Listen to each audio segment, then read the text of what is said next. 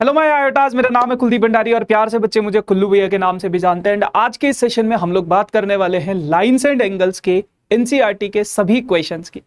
तो फटाफट से बिना किसी देरी के साथ हम स्टार्ट करते हैं आज का ये सेशन। लेकिन अगर अभी तक आप लोगों ने सेशन को लाइक नहीं किया है तो मेक श्योर सेशन को लाइक कर दो, दोस्तों के साथ शेयर कर दो और चैनल पर अगर कोई नया है तो चैनल को सब्सक्राइब जरूर करना, ठीक है।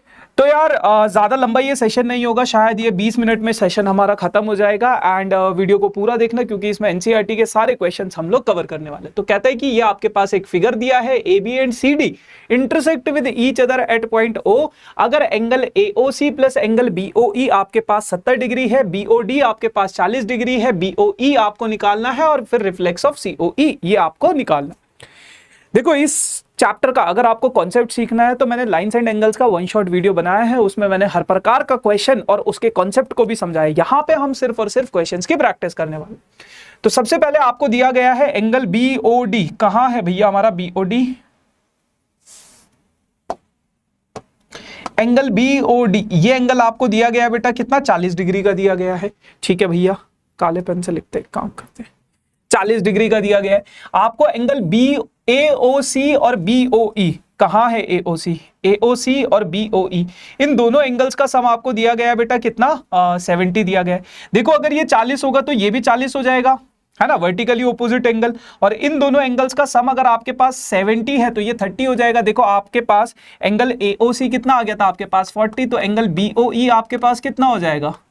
इन दोनों का सम 70 है तो एंगल बीओई आपके पास कितना हो जाएगा बेटा? 70 माइनस 40, 70 माइनस 40 कितना हो जाएगा? 30 डिग्री, ठीक है। अच्छा अब अगर मैं यहाँ पे लीनियर पेयर एंगल्स मतलब angle on a straight line का कॉन्सेप्ट लगाऊंगा तो 40 और 30 70 70 और ये कितना हो जाएगा? 110 डिग्री का एंगल हो जाएगा।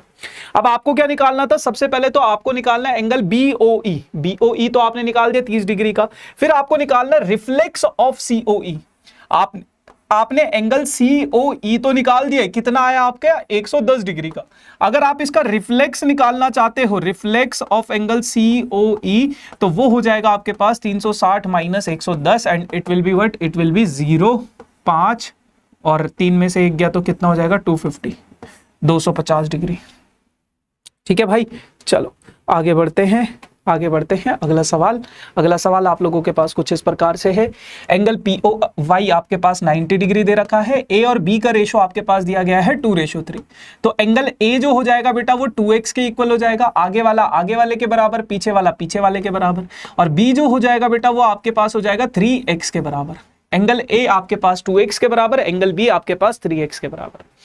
अब अगर मैं अपने इस लाइन पे देखूं तो ये तीनों एंगल्स का sum a plus b plus 90, ए कितना है? 2x है, बी कितना है? 3x है और 90, तीनों एंगल्स का सम कितना हो जाएगा हमारे पास बेटा? 180 डिग्री हो जाएगा। Angles on a straight line तो ये हो जाएगा 5x, 90 उधर जाएगा तो माइनस हो जाएगा, 90 बचेगा और ये कितना बच गया आपके पास? x का वैल्यू कितना बच गया है? 18। अगर x आपके पास 18 है बेटा तो अब आपको देखो एंगल c निकालना है और आपको पता है b plus C angle B plus angle C आपके पास कितना हो जाएगा? 180 डिग्री हो जाएगा। और एंगल B का वैल्यू आपके पास कितना है? एंगल B आपके पास कितना है? 3x है और एंगल C आप लोगों को निकालना है and that makes to 180 degree. 3 into X, X का वैल्यू कितना है? 18 है, plus angle C is equals to 180 degree. तो एंगल C 18, 18 3 कितना हो जाएगा? 54 हो जाएगा, is equals to 180 degree. Angle C का वैल्यू आपके पास आ जाएगा कितना? 180 माइनस 54 डिग्री, तो ये आपके पास हो जाएगा कितना? 126 हो जाएगा शायद, है ना। तो इस तरीके से आप इसको निकाल सकते हो। कहते हैं क्या कि अगर आपके पास PQR और PRQ ये दोनों एंगल बराबर हैं, PQR और PRQ ये दो एंगल बराबर है, तो आपको ये बाहर वाले एंगल्स को इक्वल प्रूफ करना है। ये x है, ये इसको मैं y मान लेता हूं, ये a मान लेता हूं, ये b मान लेता हूं। तो आपको दिया गया है क्या कि a और b आपस में बराबर है। आपको प्रूफ ये करना है कि x और y आपस में बराबर है। तो बेटा अगर मैं a प्लस एक्स देखूं तो उनका सम कितना होगा? 180 डिग्री, क्योंकि लीनियर पेयर एंगल्स है ना, लीनियर पेयर एंगल्स है। और वैसे ही अगर मैं b plus y plus b देखूं तो इन दोनों का सम कितना हो जाएगा? 180 डिग्री।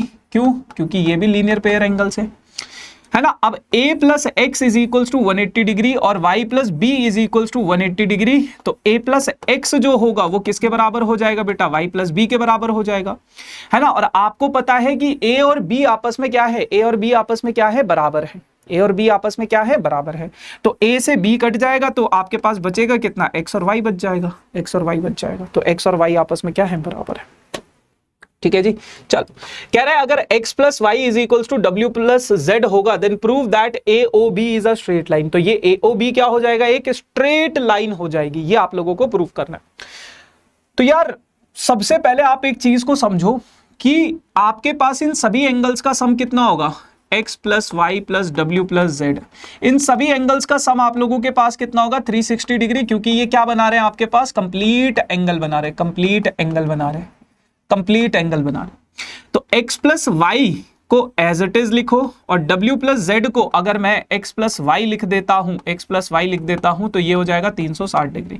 x प्लस एक्स आपके पास हो जाएगा 2x, y प्लस वाई आपके पास हो जाएगा 2y इज इक्वल्स टू कितना हो जाएगा, 360 डिग्री। तो 2 अगर मैं कॉमन ले लूं तो ये आपके पास हो जाएगा x plus Y is equals to 360 degree. तो ये आपके पास हो जाएगा कितना, 180 डिग्री। तो x प्लस वाई का वैल्यू आपके पास आ जाएगा कितना बेटा, 180 डिग्री। अब अगर x प्लस वाई आपके पास 180 डिग्री है तो इसका मतलब क्या है, अगर दो एडजेसेंट एंगल्स का सम, दो एडजेसेंट एंगल्स का सम अगर आपके पास 180 डिग्री आ जाए तो therefore AOB is a straight line, is a straight line. AOB क्या हो जाएगा, एक स्ट्रेट लाइन हो जाएगी। ठीक है भाई, चलो अब आपके पास ये एक फिगर है, आपको इसको इसके बराबर प्रूफ करना है। देखो बहुत सिंपल सा है, ये आप 90 डिग्री मान लो, ये आप A मान लो, ये आप B मान लो। तो आप ये देखो एंगल ROS, ROS क्या है आपके पास, ROS यानी कि angle A, angle A is equals to half of angle QOS, QOS यानी कि 90 plus A minus angle B। ये प्रूफ करना आपको। इन सभी एंगल्स का सम, इन सभी एंगल्स का sum A plus b plus 90 degree, इन तीनों एंगल्स का सम कितना हो जाएगा बेटा, 180 हो जाएगा, क्योंकि स्ट्रेट लाइन पे बन रहे। 90 को अगर मैं उधर शिफ्ट कर दूं तो A plus B is equals to कितना हो जाएगा बेटा, 90 डिग्री हो जाएगा। अब अगर मैं B को इधर शिफ्ट कर दूं तो A का वैल्यू कितना हो जाएगा, 90 माइनस B।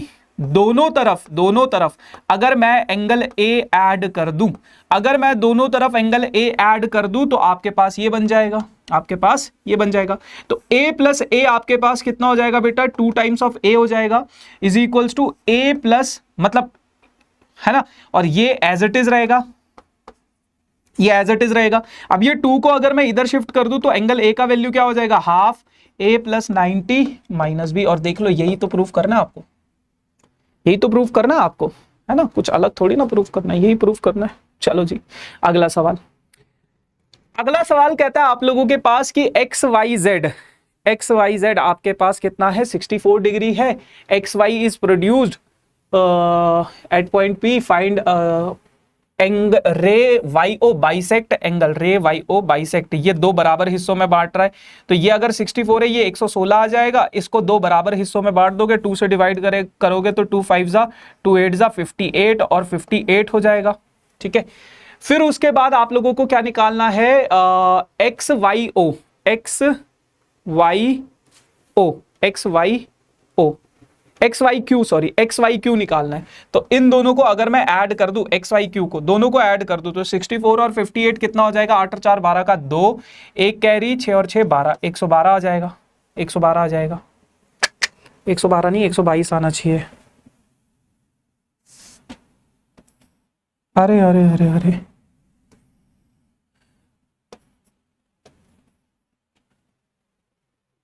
आठ और 4 12,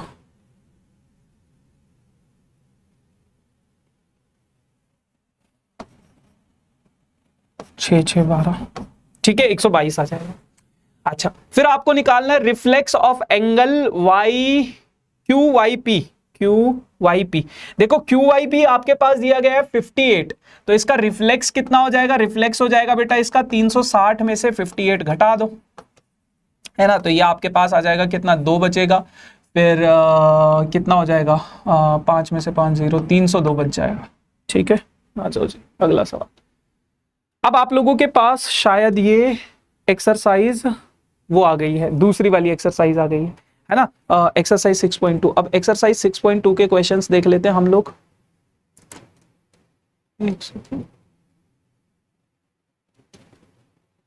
चलो तो ये सवाल क्या कहते हैं कि अगर ए बी पैरेलल है बेटा सी डी के, अगर ए बी पैरेलल है सी डी के, तीनों लाइंस आपस में पैरेलल है, y और z का रेशो दिया गया है 3:7, तो y जो होगा वो कितना हो जाएगा बेटा 3a हो जाएगा, z जो हो जाएगा वो कितना हो जाएगा 7a हो जाएगा।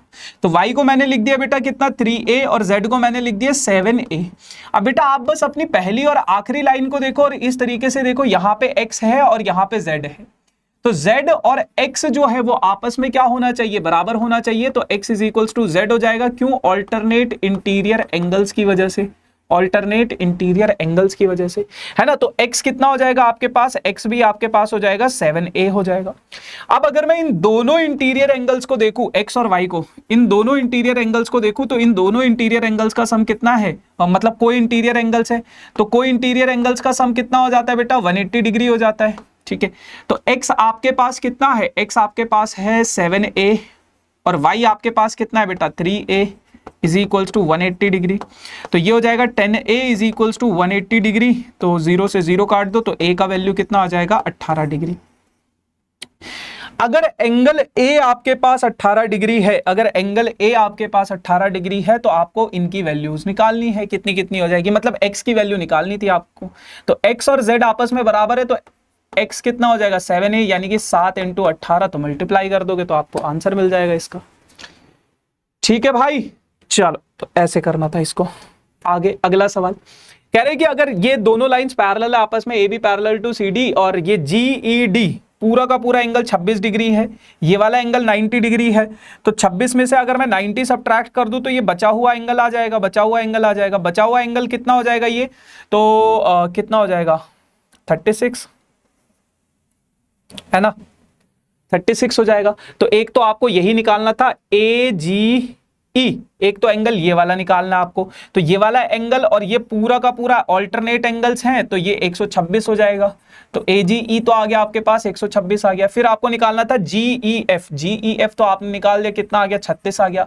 और एक आपको निकालना है एफ जी ई, एफ जी और ई, ये वाला। तो इन दोनों एंगल्स का सम 180 डिग्री है, तो 126, 180 में से कितना घटाएंगे, 180 में से 126 घटा दो तो शायद 54 बच जाता है आपके पास। तो ये एफ जी ई आ गया आपके पास कितना 54 डिग्री। बहुत आसान है ना।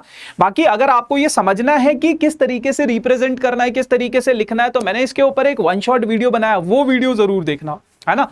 उस पहले इवन वही वीडियो देखना, फिर ये क्वेश्चंस बहुत हलवा लगेगा आप लोगों को, ठीक है। आ जाओ जी, अगला सवाल कह रहे हैं कि अगर PQ एंड ST आपस में पैरेलल है, PQ और ST आपस में पैरेलल है, इस लाइन को अगर मैं इधर आगे एक्सटेंड करूं, मतलब पैरेलल लाइंस है, बस इस तरीके से समझो, और ये लाइंस पैरेलल है आपस में, आपको ये बीच वाला एंगल निकालना है। इसको आप x मान लो, इसको आप a मान लो, इसको आप b मान लो। तो a और 110 को इंटीरियर एंगल्स हैं, तो इन दोनों का सम कितना होगा 180 होगा। तो एंगल a आपके पास कितना आ जाएगा बेटा 70 डिग्री आ जाएगा। ये वाला एंगल कितना आ गया आपके पास 70 आ गया। ऐसे ही अगर मैं बात करूं b + 130, b + 130 कितना आ जाएगा आपके पास 180 आ जाएगा। 130 को इधर शिफ्ट करोगे तो b का वैल्यू आ जाएगा आपके पास कितना 50 डिग्री आ जाएगा। b का वैल्यू आपके पास कितना आ जाएगा 50 आ जाएगा। अब 70 + 50 + x, तीनों एंगल्स का सम 70 + 50 + x + 50, इन तीनों एंगल्स का सम कितना है 180 डिग्री, क्योंकि स्ट्रेट लाइन पे है। तो ये कितना हो जाएगा x + 120 = 180 डिग्री। तो x का वैल्यू कितना हो जाएगा 180 - 120, एंड x का वैल्यू आ जाएगा कितना बेटा 60 डिग्री। x का वैल्यू कितना आ जाएगा आपके पास 60 डिग्री आ जाएगा। ठीक है जी, चलो ये वाला सवाल है। देखो ये आपके पास 127 डिग्री है और ये आपके पास ऑल्टरनेट इंटीरियर एंगल्स बन रहे हैं। तो y + 50 = 127 डिग्री। 50 को अगर मैं इधर शिफ्ट कर दूं तो ये हो जाएगा आपके पास 127 - 50, और y का वैल्यू आपके पास कितना आ जाएगा 7 और 7 और 5 12, है ना, 7 और 7 और 5 12, 77 आ जाएगा। अब अगर ऐसे ही मुझे x का वैल्यू निकालना है तो बेटा x क्या हो जाएगा, ये दोनों लाइंस पैरेलल है तो x क्या हो जाएगा 50 हो जाएगा। तो x कितना है 50, क्योंकि ऑल्टरनेट इंटीरियर एंगल्स है। ठीक है जी, चलो तो आखिरी सवाल है आज के इस सेशन का, है ना, फिर ये अपना एनसीईआरटी से खत्म हो जाएगा पूरा का पूरा चैप्टर। आप लोगों को बोला गया है क्या कि अगर ए बी कोई इंसिडेंट रे है, फिर वो इस मिरर पे टकराई, फिर ऐसा गया, फिर ये रिफ्लेक्टेड रे बना, फिर ये इस तरीके से ये बना। आपको ये प्रूव करना है कि ए बी और सी डी आपस में क्या है पैरेलल है। देखो बहुत सिंपल सा कॉन्सेप्ट है बेटा, एंगल 1 और एंगल 2 आपस में बराबर होंगे, क्योंकि लॉ ऑफ रिफ्लेक्शन क्या कहता है कि angle of incidence is equals to angle of reflection. उसी प्रकार से बेटा एंगल 3 और एंगल 4 भी आपस में बराबर होंगे, क्योंकि एंगल ऑफ इंसिडेंस और एंगल ऑफ रिफ्लेक्शन आपस में क्या होते हैं, बराबर होते हैं। अब बेटा ये जो नॉर्मल है, ये वाला नॉर्मल और ये वाला नॉर्मल, ये दोनों एंगल्स अगर मैं देखूं 2 और 3, ये क्या है, ऑल्टरनेट इंटीरियर एंगल्स हैं। ये ऑल्टरनेट इंटीरियर एंगल्स है, ये तो दोनों के दोनों लॉज ऑफ रिफ्लेक्शन की वजह से बराबर है, पर ये ऑल्टरनेट इंटीरियर एंगल्स है आपस में। तो अब यहां से मुझे एक चीज समझ में आई कि यार एंगल 1 2 के बराबर है, 2 जो है 3 के बराबर है और 3 जो है 4 के बराबर है। इसका मतलब एंगल 1 2 के बराबर है, 2 3 के बराबर है और 3 4 के बराबर है। चारों एंगल्स आपस में इक्वल है, ये मतलब हुआ इसका, है ना। इसका मतलब यही हुआ कि चारों एंगल्स आपस में इक्वल है, ठीक है। तो अगर मैं एंगल 1 प्लस 2 लिखूं, अगर मैं एंगल 1 प्लस एंगल 2 लिखूं, तो क्या मैं ऐसा लिख सकता हूं, ये किसके बराबर होगा, एंगल 3 प्लस एंगल 4 के बराबर होगा। तो अब आप यहां पे बोलोगे बेटा एंगल 1 प्लस 2 जो है वो ये वाला एंगल है और एंगल 3 प्लस 4 ये वाला एंगल है। और हमने पढ़ा है कि कहीं पे भी अगर दो ऑल्टरनेट इंटीरियर एंगल्स बराबर हो जाए, दो ऑल्टरनेट इंटीरियर एंगल्स अगर आपस में बराबर हो जाए, तो दोनों लाइंस क्या हो जाती है, आपस में पैरेलल हो जाती है, ठीक है। So yes guys, this is all about for this session. I hope आप लोगों ने एंजॉय किया होगा। जैसा मैंने प्रॉमिस किया था 15 से 20 मिनट में इस चैप्टर को हम खत्म कर देंगे, क्योंकि एनसीईआरटी में कुछ है नहीं। अगर आपने पढ़ा हुआ है तो मेक श्योर इससे पहले मेरा 1 शॉट वीडियो जरूर देखना, ताकि आप लोगों को सारी चीजें समझ में आए, वरना सब सर के ऊपर से जाए। ठीक है जी, thank you so much, tata bye bye.